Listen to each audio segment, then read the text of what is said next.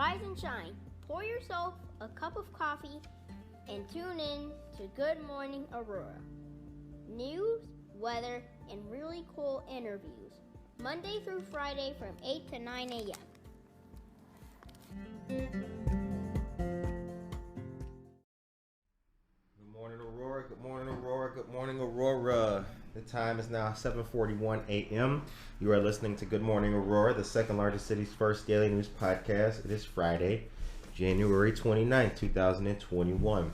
So, we've got some great things to talk about. We've also got a great interview coming up for you guys right after this little bit of news.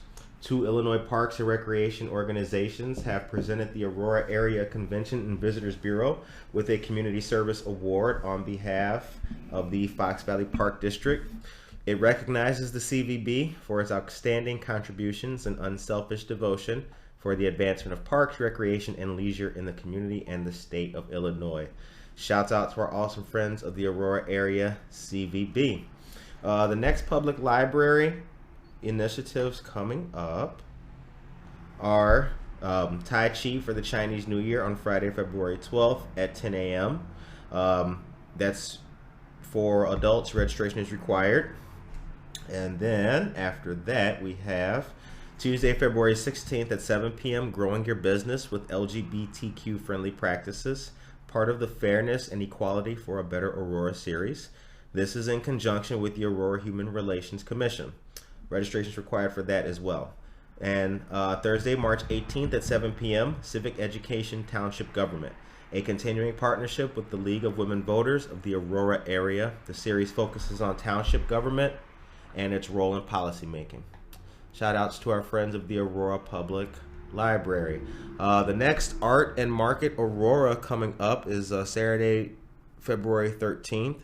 Art and Market Aurora is a great combination of vendors and artisans coming together for a great shopping experience, and that's downtown at 100 South River Street, which is, you guessed it, Society 57. Shouts go out to Society 57 and the Downtown Aurora group. Kane County's Vote mobile van is returning to Aurora, Elgin, and West Dundee from February 8th through 10th. The van will be at 1952 West Galena Boulevard from 9 a.m. to 4 p.m. And then the van will be at Prisco's Community Center on February 11th and 12th from 9 a.m. to 4 p.m. Shout out to Kane County van crew. No, it's more like Kane County government. So shout out to Kane County government. All right. And there is a call to art. A second call to art that is going on. Now, we told you guys about that already, and it's with our friends of the Downtown Aurora Group and the Streetscape Committee. RFPs are currently being taken and accepted for this next piece. The winners will be commissioned. Excuse me, not commissioned. They will be provided the contract to do the mural. And the theme of the mural will be Aurora Unity. So shout out to our friends who are not all of our friends are artists, but we got a lot of friends that are artists. So shouts out to them. And thank you for the opportunity to get some more art going on downtown. And you will catch us out there painting when it happens. I guarantee you that. All right. The temperature today is going to be, the current temperature right now is 13 degrees.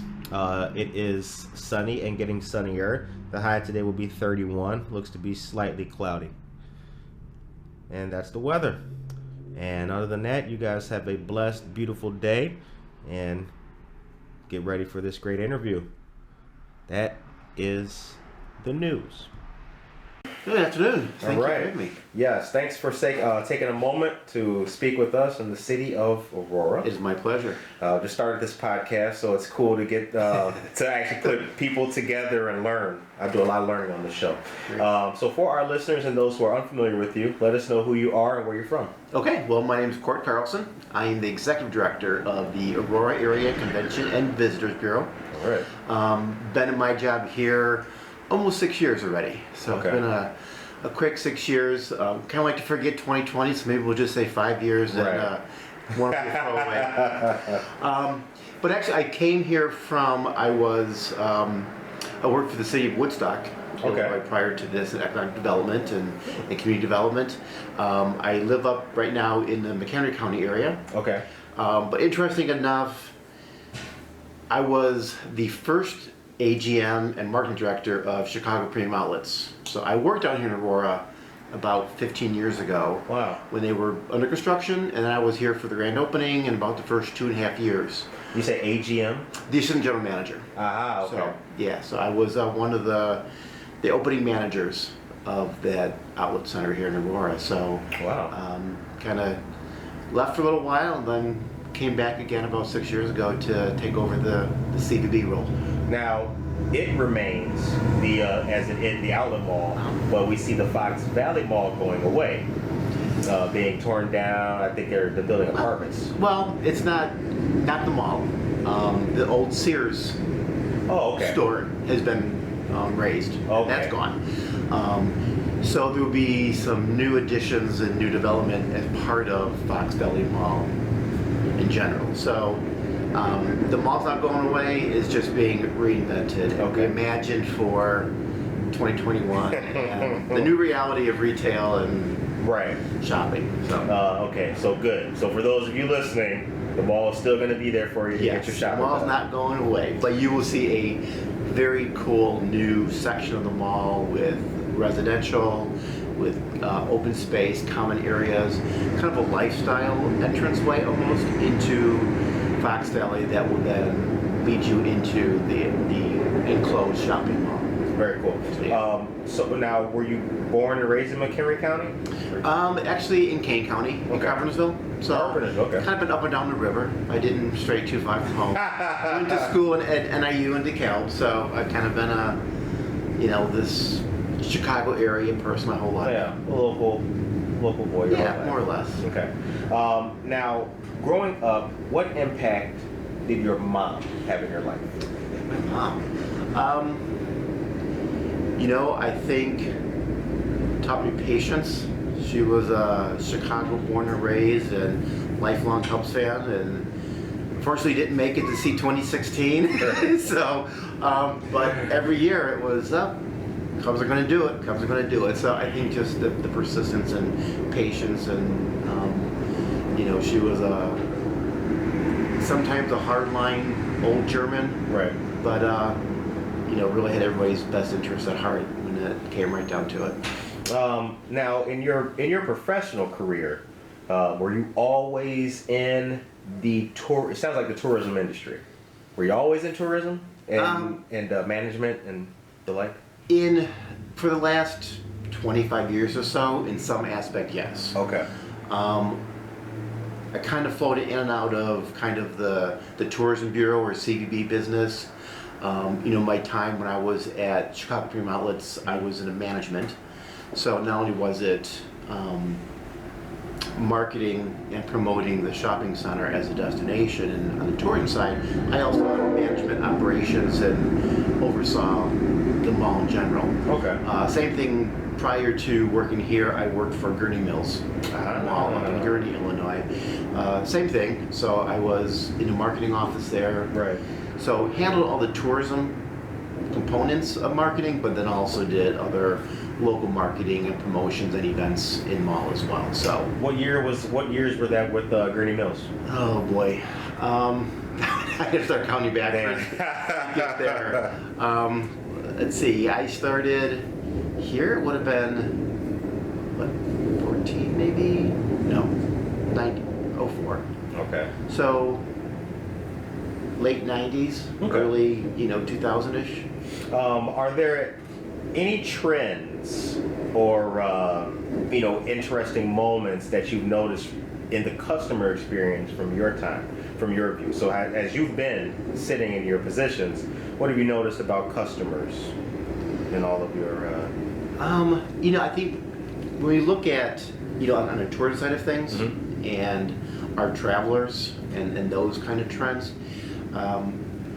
people are a lot more last minute, kind of compulsive, where hey, let's go away for a weekend. All right, let's go, and they pack up and they go. You don't have that 6 months to a year planning process anymore so much. Obviously, some long haul, international vacations, you got to plan way in advance, but a lot of it is so last minute, short notice. Right. Hey, let's get away. Okay, let's go. So it's hard. It makes it a little more difficult on our end to anticipate, Sure. What's going to happen this summer, because people aren't necessarily planning for the summer. They'll plan for the weekend come Wednesday.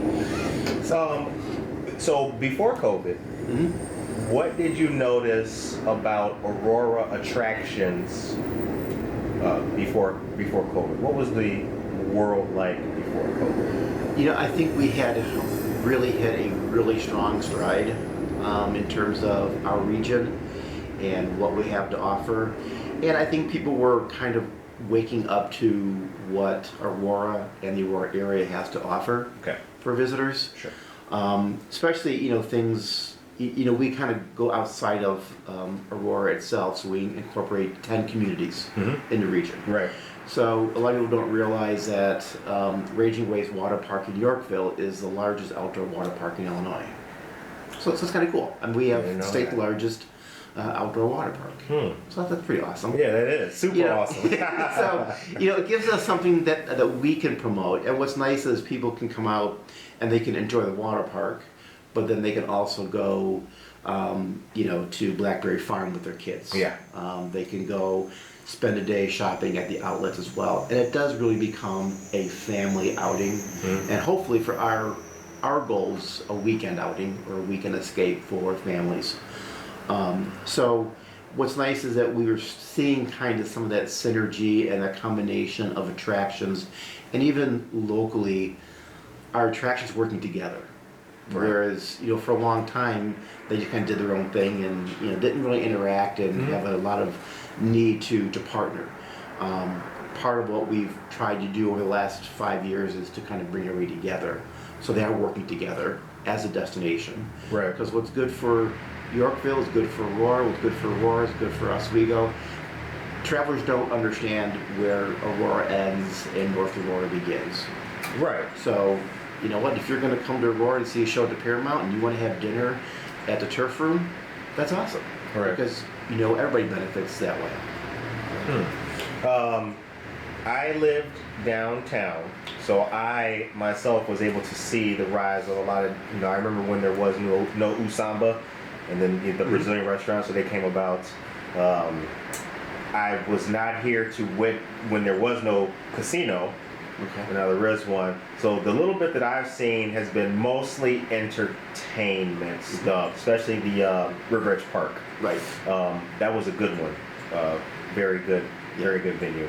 Have you noticed large changes in the county, in Kane County, in your experience, and what have you been here for to see come about?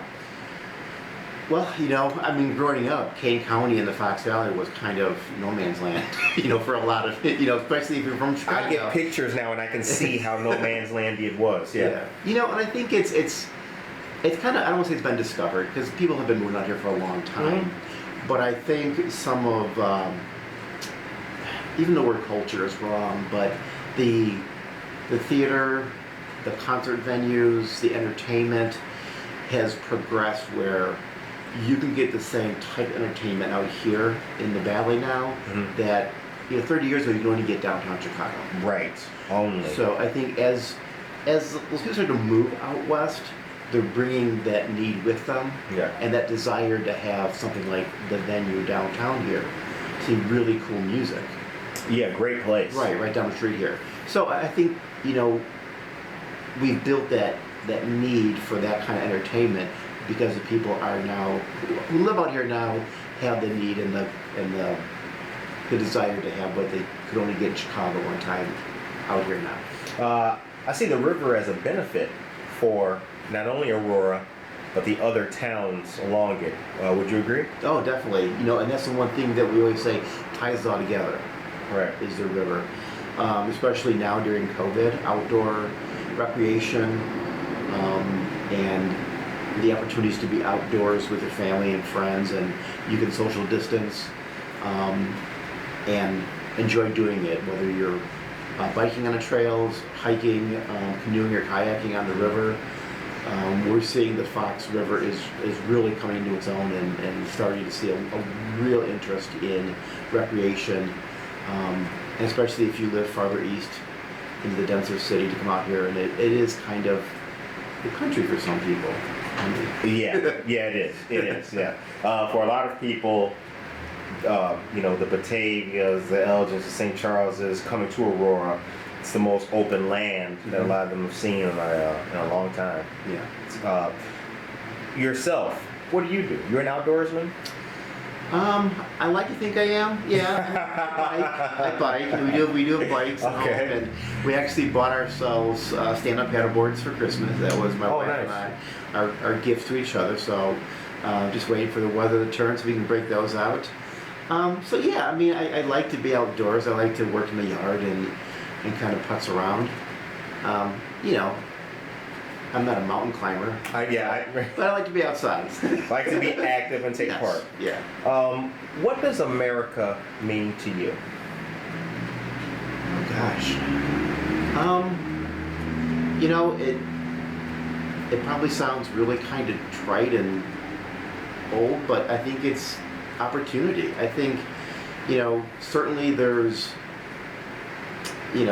forks in the road and there's roadblocks sometimes, but I think it's still an opportunity to do and be whatever you want to be. I agree. I mean, you got to work at it. It's not always easy. Right. It's not always handed to you, but I think everybody has some opportunity to better themselves and to make something of themselves. What have you learned on a personal level, or what have you realized, or what has the COVID era, we'll call it, taught you personally? I think the word of the year was pivot, and I think you really learn to adjust your thinking. Right. I've never been one who wanted to work from home. And I spent a lot of time working from home and with my wife from home and my kids schooling from home. So we spent a lot of time together in the house, and it's been great. It's nice to kind of get back to some of that family time that maybe you really miss out on. And I think being able to reimagine what your responsibilities, your roles, and your job is. Obviously tourism pretty much came to a standstill.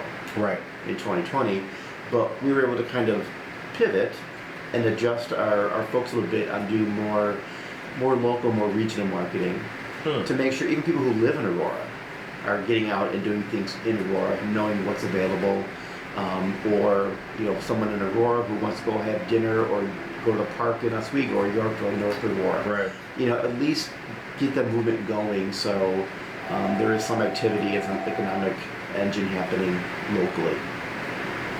You must be a special guest. That phone never rings. Poltergeist. Does every city, or do a lot of cities, have convention and visitors bureaus or an organization to help with the tourism? Not every city. Okay. A lot of them are like ours and more regional. Okay. In aspect.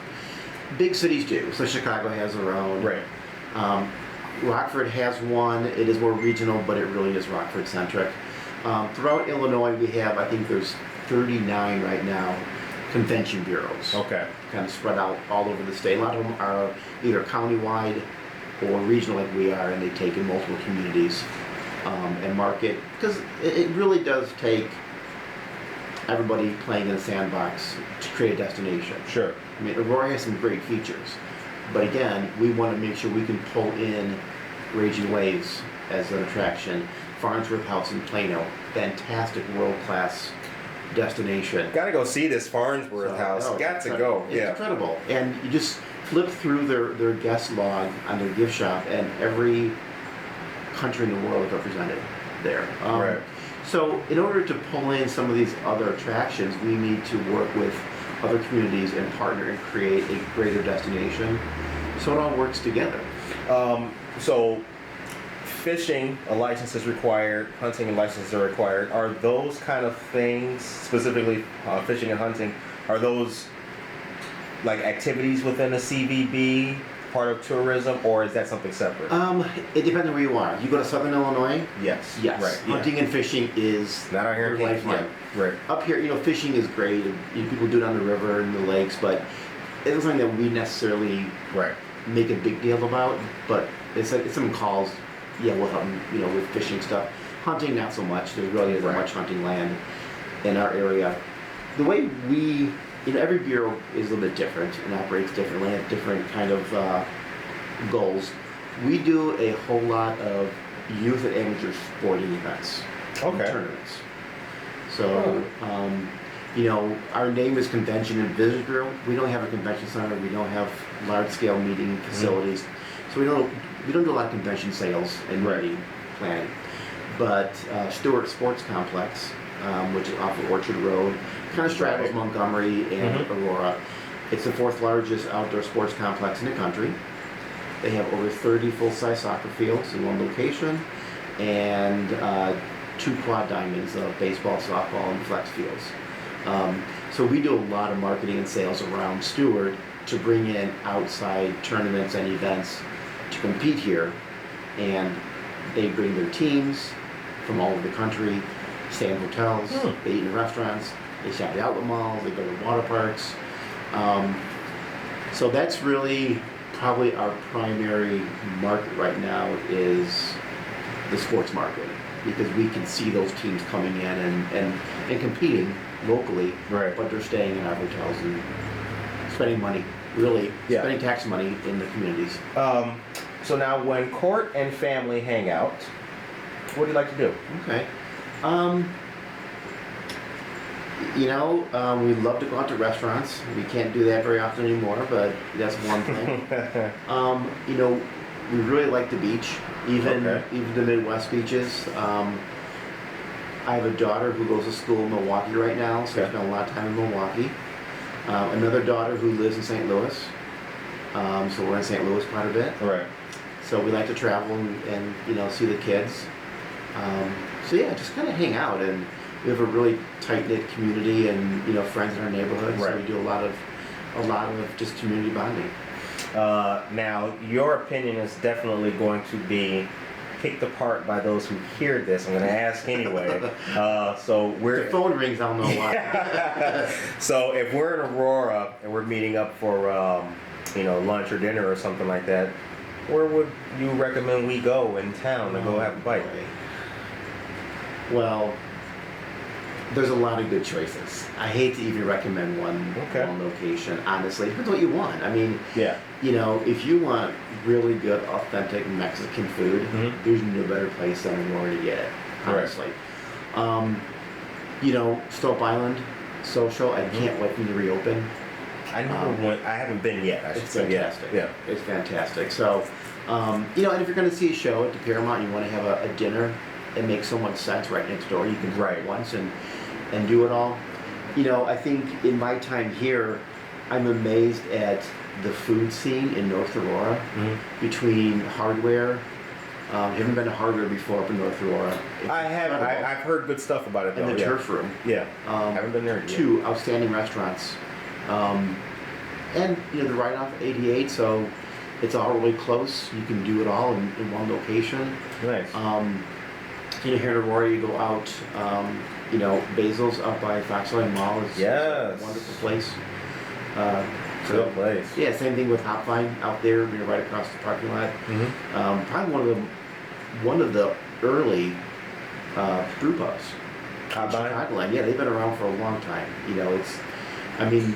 It's big. It seems like the last 5 years has been a huge surge of local breweries and brew houses. Hopvine's been around for a while, so and they're well established. Same thing with the Roundhouse. They're one of the original local brewers. Yeah, that place is great. I really love it. And their small place that they have for appetizers, it's a really good place. What I recommend is anybody who's looking for a place to dine is to go to our website, enjoyaurora.com. Nice to the dining pivot. Section. Oh. And they can see everything there is to do and pick out their restaurant. So hopefully we have probably the most comprehensive listing of dining, shopping, and things to do and events on our website and anywhere else for the region. Now let's talk specifically the Aurora Area CVB. When did it start? How old is it? We are about 34 years old. Okay. Yeah, so we celebrated our 30th anniversary, I think, within my first couple of years. So I think we're like 34 years old now. What existed before the AACVB? I don't think there was. I think there was a tourism commission or a tourism board that may have been part of the Chamber of Commerce. Okay. What happened was around that time, this was what, 84, 85-ish, you know, the state implemented a new grant program funded through hotel motel bed taxes. Okay. That created the local or regional convention and visitor bureaus. So what you find is that around that same time, a whole series of CVBs all kind of opened up and formed and created their own nonprofit 501c6 organizations. A lot of them kind of broke away from the local chambers to create their own tourism marketing entities, and that's kind of what happened here too. So, okay, you know, it made more sense to kind of break away from the chamber, create your own organization, and then tap into some of these available grant monies. And this is not a knock against any chamber, but it seems like in retrospect, hearing the story, that chambers were kind of stifling potential growth that individuals dedicated in a CVB. Yeah, obviously stifling, because a lot of the bureaus still partner closely with the chambers. There are some bureaus that are part of a larger chamber umbrella organization. Mm-hmm. We actually co-office with the Aurora Regional Chamber of Commerce, so we work closely with our local chamber here. But the chamber have a different function, a different business model than what a CVB might have. Okay. So, and there's still some communities where the chamber is their primary tourism office. You know, one of the things that we face all the time is when someone says, I want information on this location, the first thing you think of is the Chamber of Commerce. I'm going to call the chamber and they're going to send me a directory. They're going to send you a membership directory probably of, you know, who's a member of the chamber. Right. As opposed to a CVB who is going to talk about what there's to see and do, the activities, the events, why you want to visit that destination, and then actually out selling it on a full-time basis to the visitor. Okay, very cool. What is the biggest attraction in the organization? Like, what's the number one? Like, what's the, you know, I'm not familiar with terminology, so I apologize if I'm mastering this. You know, I mean, honestly, our biggest probably draw of individual visitors would be Stewart Sports Complex. I mean, they're bringing in, you know, hundreds of thousands of people every year to compete in their location. And we actually are going out on a regular basis and selling that as a site for tournaments and events. So Stewart's probably the number one draw in terms of bringing people here in mass quantities. If you want to look at individual attractions or, you know, single businesses, probably Paramount Theater would probably be the number one attraction. You know, River Edge Park is probably close second, depending on what they have going on in the summertime. Right. The casino is still a good draw. You know, it's more of a regional audience than a national or larger outer market audience, but the casino still does a great job of drawing people as well. So. Right. What about the golf course? Well, how many golf courses does Aurora have? Aurora itself, I want to say, is it two or three in the city. Do you golf? I haven't for years. It seemed like the more I golf, the worse I got, and you know. And then you get married, you have kids, and it just seems like it's just a whole Saturday you got to spend golfing, and so kind of fell out of it, and I haven't golfed in so long. I don't even know how to pick up a golf club anymore. The golf clubs are under the purview of the CVB, like you guys administer those? Oh, we help market them. Okay. So, you know, we don't own anything. We just help market everything. So, got it. You know, same thing like with Stewart is actually part of the Fox Valley Park District. That's a Park District facility. But the Park District doesn't have a sales staff going out and meeting with tournament directors, event rights holders, and governing bodies to say, hey, we have this really cool sports complex. We want you to bring your event here. So that's what we do. We step in, we do what they can't do or don't want to do. You know, honestly. So same with the golf courses. You know, if we're out and we identify a golfing event that we think is a good fit for the region, then we will gather those RFPs, request for proposal, and send them out to the golf course and say, you know what, if you guys are interested, we will help you bid on and bring this event to your location. Very cool. So we help out a lot of it with actually finding the business, helping them fill out the RFP. We don't host it, we don't make money on it, we don't rent the fields or we don't rent the course. That's all handled through the contracting with the event organizer and the location. But we identify the business that would be a good fit for our region. Now, you brought some visual aid for us. Yeah. Well, some of it's my notes, actually, too. It's my notes. But actually, those are visitor guides. I don't know if you've seen our visitor guides. I have seen it before. Yeah, this is very, very cool. Yeah, and we do, you know, I think we do an awesome job on it. You know, I don't want to not have a great staff who works on this. We have great designers outside who does it too, but we've really stepped up our game, I think, over the last 3 or 4 years in doing an outstanding guide. It seems a lot thicker. You know, and a lot of it is we went with a different kind of paper, a different kind of texture of the paper, which I think helps a little bit too. So yeah, you know, there's a lot to talk about. It does look good. So what's on the horizon for 2020? Or 2021. 2020 is in a rearview mirror. I did right? that's twice now. Holy cow! 2021. You know, we're really working really hard now on finalizing a lot of our events, our sporting events out at Stewart that were scheduled for 2020 that were canceled, and working on rebooking with the Park District, getting those contracts set and getting the events back on board for 21. We work a lot with those tournament directors and our local hotels.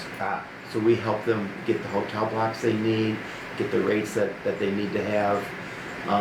You know, a lot of it, if it's a soccer tournament, each team may need 15 rooms. So we work really hard at creating room blocks and contracts with our hotels to accommodate a lot of these tournaments. So a lot of right now we're working on is kind of making sure that business is coming back that we lost last year, and you know, really looking forward to some announcements from River Edge Park and from Paramount Theater. You know, everything's still kind of in limbo until we start to really see everything opening up again and finding out you know, what we can and cannot market, where we can go, where we can't go. I think what we're going to find is once we get through this, right, tourism will come back fast and hard, and I think it's going to be, you know, we'll see great economic driving here in the Aurora area through tourism, which we see anyway. But I think people are itching to get out and do stuff. Right. So I think once we can do that safely and confidently, we're going to see our businesses really take advantage of that and doing well. I saw a post from, I think, River Edge Park, and it was now hiring. Yep. And based on that, people were like, oh, what? This is coming back, y'all. We're coming back. And it's like, so to your point, they're chomping at the bit, right, to be able to take part in things, yes, shows, and what have you. Yes. What are the aspects of a good team? I think, you know, the cooperation and being able to at least work as a team, but I think also having your own expertise as well. I have a really small team. There's only, it's myself. I have 2 full-timers and 1 part-timer.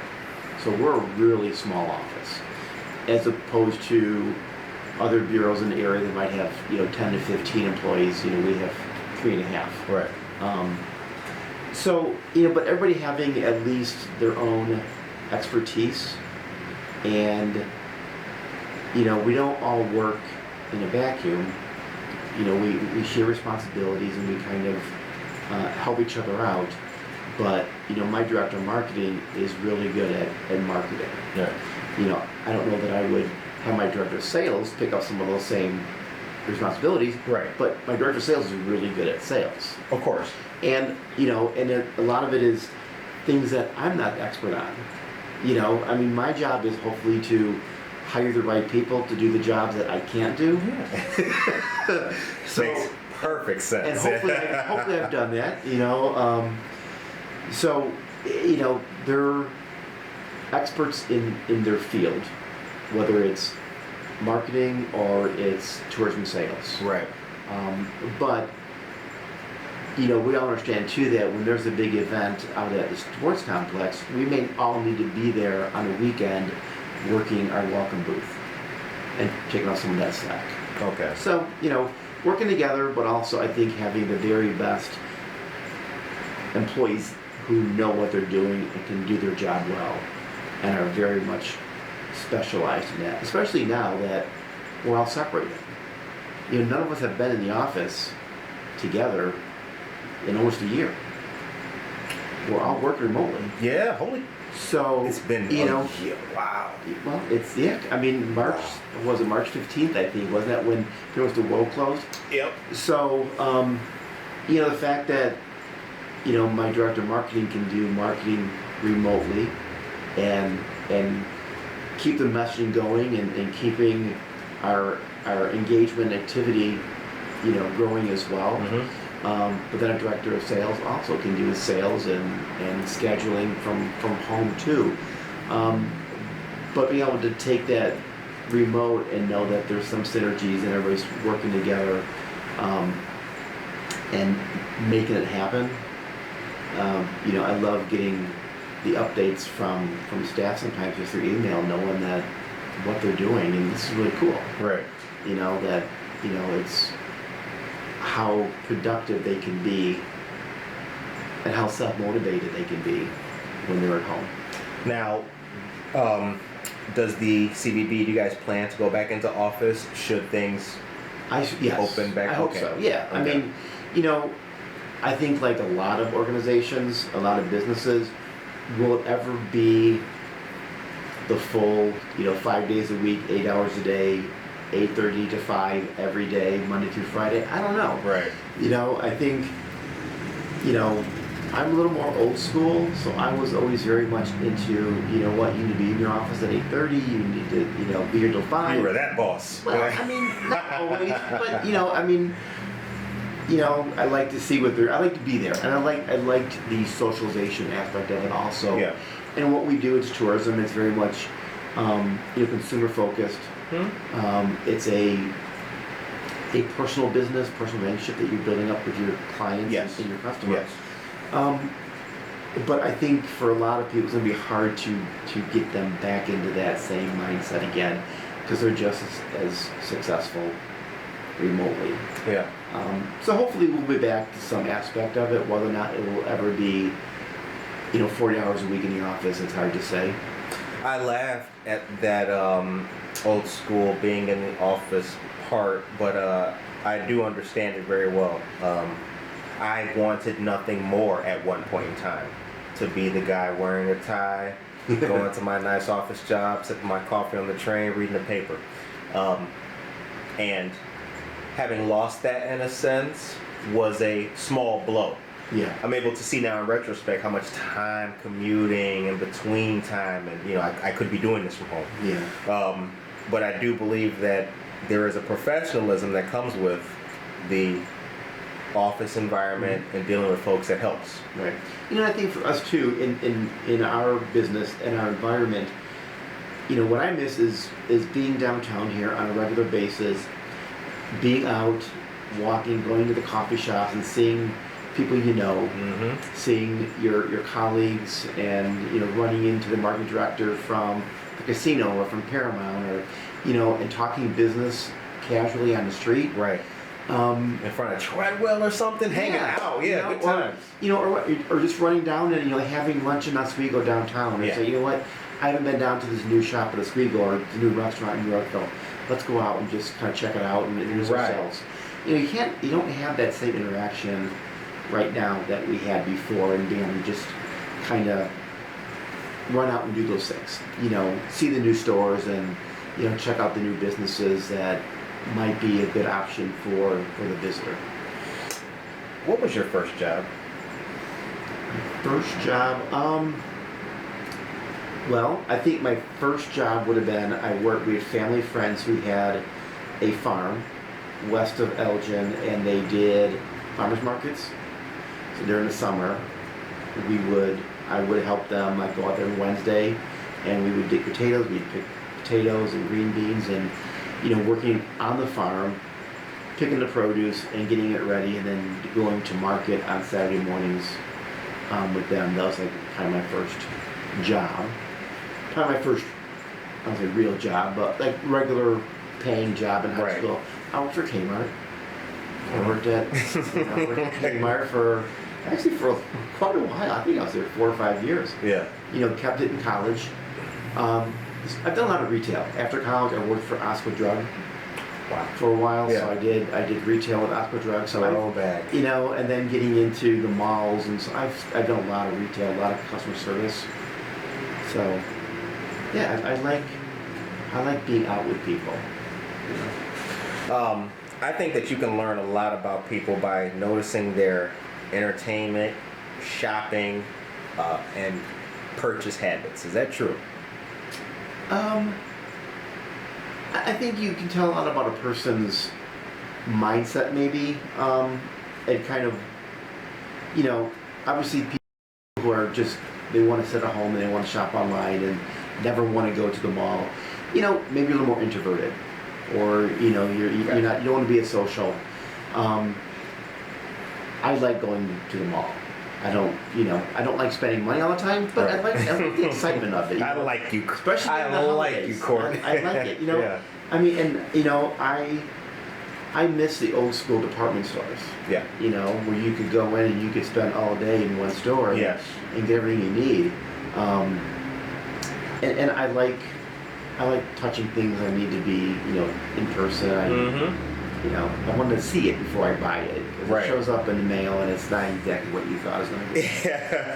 But I think, and I think sometimes you slide into maybe just the comfort level of being in your home and being able to just shop. Have you slid into that? Have you turned into a more online shop? I mean, lockdown forces one to not be able to do such things. Yeah. But are you on that side now? I think more than I was before, but not fully. Gotcha. Okay. I think, what I find amazing is, once you start and you buy that first item, like every single retailer in the world is going to be all over you then all of a sudden. You get their emails, you get their text messages. Oh, yes. They pop up on your social media feeds. So you can't help but shop that because you're like, oh, well, gosh, look at this is a great deal. Yeah. So $4.99. And you kind of fall into that Yeah. a little bit. And it is kind of, I think during COVID, you had no choice. We did a lot of our holiday shopping was online because we couldn't really go out and do much. But I still like doing it in person. I would prefer to get out my car, run to Target, and get what I need, than just ordering it on Target knowing that it'll be there the next day. I'd rather go and pick it out myself. I'm a person, me personally, before I purchase, my experience starts with all of it. Was I greeted correctly? Oh yeah. So that's why, even though I do see the convenience in online shopping, I don't think that I could ever be, I, like you, I like going there for it. I like the banter, a little bit back and forth. Well, and I think, having spent so much time in retail, I can appreciate the other side of it and what goes into operating the store or the mall.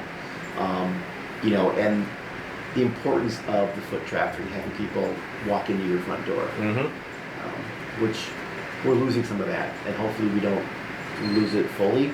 Right. What we're seeing now, which is kind of nice, is a lot of the downtowns are seeing a real resurgent. People are kind of falling back into their hometown, downtown, small retailer habits, which is good. So it supports your local stores, your downtowns.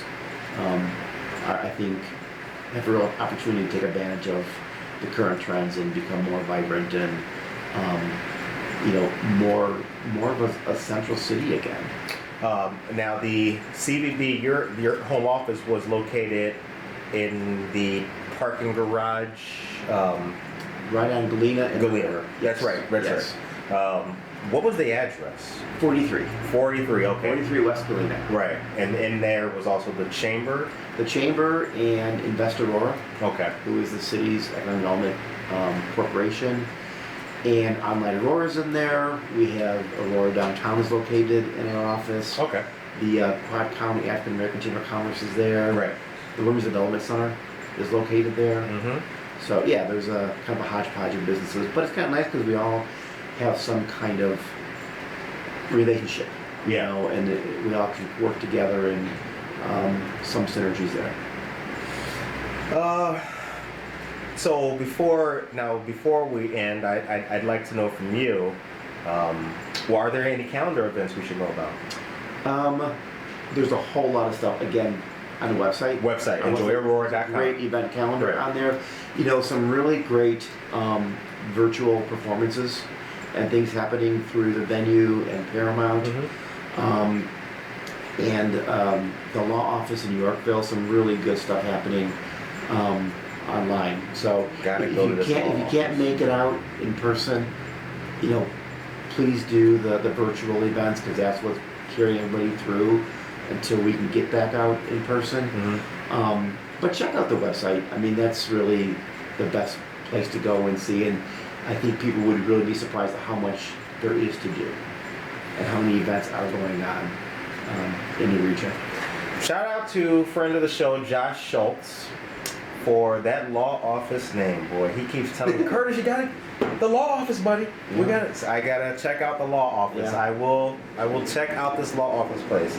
Besides the fact I love the name. Yeah, it's a great place for a pub. Yeah, and you're right in downtown Yorkville. Great dining. Yeah.